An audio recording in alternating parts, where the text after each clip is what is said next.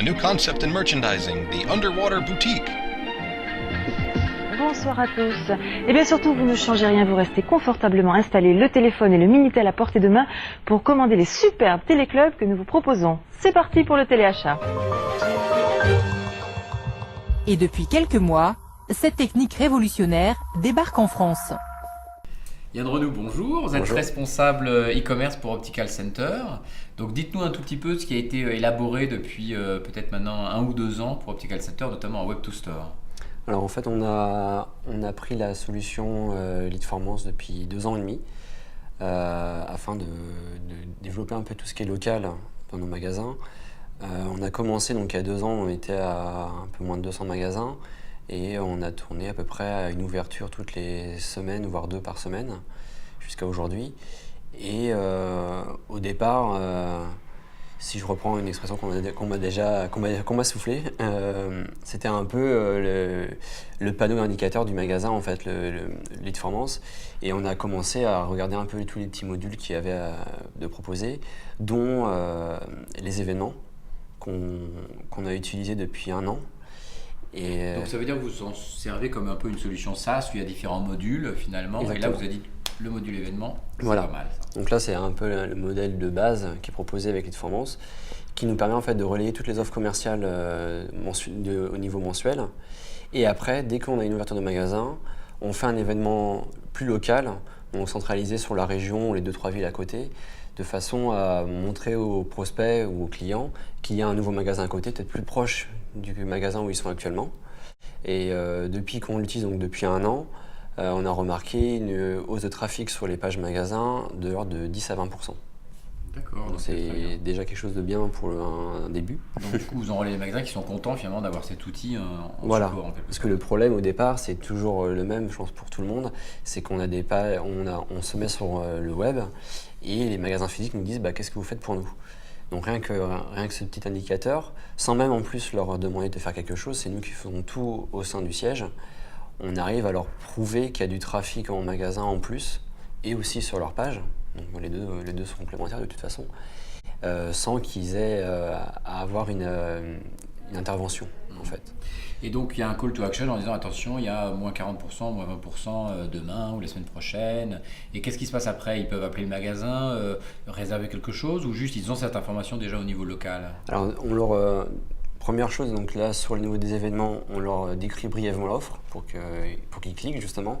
Et là on renvoie vers l'offre qui est détaillée sur notre site institutionnel, où là après ils peuvent soit appeler le magasin, soit s'y rendre directement, parce qu'on peut sur Leadformance on peut imprimer directement les fiches magasins. Et sur notre site internet, on a aussi une rubrique de contact. Donc ils peuvent directement nous envoyer un email et après au siège, on redispatche les emails au magasin ou au service adéquat en interne. Donc l'idée, c'est pas en revanche forcément que chaque magasin constitue un peu sa base de données, si je puis dire. À l'heure actuelle, non, en fait. C'est vraiment que nous, on soit en soutien d'eux et qu'on leur apporte le trafic. Voilà. Parce qu'ils n'ont pas forcément le temps en magasin de gérer tout ça. Donc pour eux, c'est bien qu'on le fasse pour eux et qu'on leur apporte du trafic. Mais le gros souci, c'est de mesurer en fait les visites générées grâce à ce store locator. D'accord, donc il y a un certain nombre là, de spectateurs, si je puis dire, qui nous regardent, et donc il y a aussi des auditeurs, et donc vous placez-vous de l'optique à l'audition aussi, racontez-nous ça. Voilà, donc depuis 2007, Optical Center a ouvert une nouvelle activité qui est l'audition. À l'heure actuelle, donc sur les 380 magasins, on a environ 180 magasins qui sont équipés d'audioprothésistes diplômés, avec une salle dédiée en magasin, donc salle homologuée bien sûr, où en fait on peut venir à n'importe quel moment pour faire un test auditif complet, de façon à un peu dédramatiser un peu le phénomène de perte d'audition.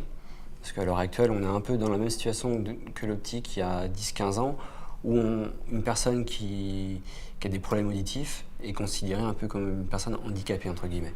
C'est-à-dire que c'est... alors qu'avec voilà. la vue, ça l'est moins. Voilà, maintenant, les lunettes, c'est un peu un accessoire de mode.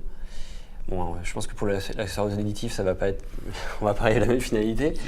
Mais voilà. Là, après, il y a aussi un deuxième cliché au niveau des prothèses auditives, c'est que on reste sur quelque chose qui est très gros. Les gens ont l'image d'une prothèse qui est énorme, qu'on voit vraiment dépasser de l'oreille, alors qu'en fait maintenant on est sur des choses qui font 2-3 cm de haut, qui sont vraiment visibles. Et alors, donc, depuis que tout ça a été mis en place, quelles sont les incidences en termes de trafic, de SEO? Est-ce que vous avez quelques petits chiffres éventuellement à partager avec nous? Alors au niveau du trafic avec les pages magasins, vers notre site institutionnel, on est de l'ordre de pareil 20% de plus au niveau trafic. Après, toujours en magasin, c'est toujours très difficile de quantifier. Qu'est-ce que je pourrais dire d'autre? On a... ouais, c'est à peu près... ça. Ouais. D'accord. Et donc le bénéfice ultime aujourd'hui d'utiliser toute cette solution, c'est quoi pour vous? C'est d'assurer une bonne présence sur Internet. Parce qu'il ne faut pas se le cacher, il y a beaucoup de concurrence dans l'optique. Et surtout maintenant avec tous les pure players sur Internet qui prennent beaucoup de place maintenant. Donc du coup, il faut réussir à se positionner aussi bien avec la concurrence des magasins physiques que des sites Internet. Donc là, c'est un très grand enjeu pour nous et je pense pour tous nos concurrents. D'accord. Et alors pour conclure, si on fait un peu de prospective, comment vous voyez un peu le commerce du futur, le commerce en 2020 et l'expérience client voilà, dans quelques années? Comment vous pensez que ça va évoluer? Au niveau de l'optique, je pense qu'on avance déjà pas mal parce que maintenant on a tout ce qui est réalité augmentée qui permet d'essayer des montures en ligne. Après, avec un système de téléchargement d'ordonnance, on peut bénéficier du remboursement mutuel, etc. Donc c'est des technologies qui sont déjà assez abouties. Après, il y a toujours des petites choses à améliorer. Et sinon, d'un point de vue général, je pense que l'expérience client sur Internet va forcément croître. Mais il y aura toujours cette partie de côté humain en fait en magasin où on veut acheter, voilà, où on a le contact, on a du service, etc. qui va rester, je pense, toujours. D'accord, génial. Eh bien, Yann, merci beaucoup. Merci à vous. À très bientôt. Merci. Au revoir.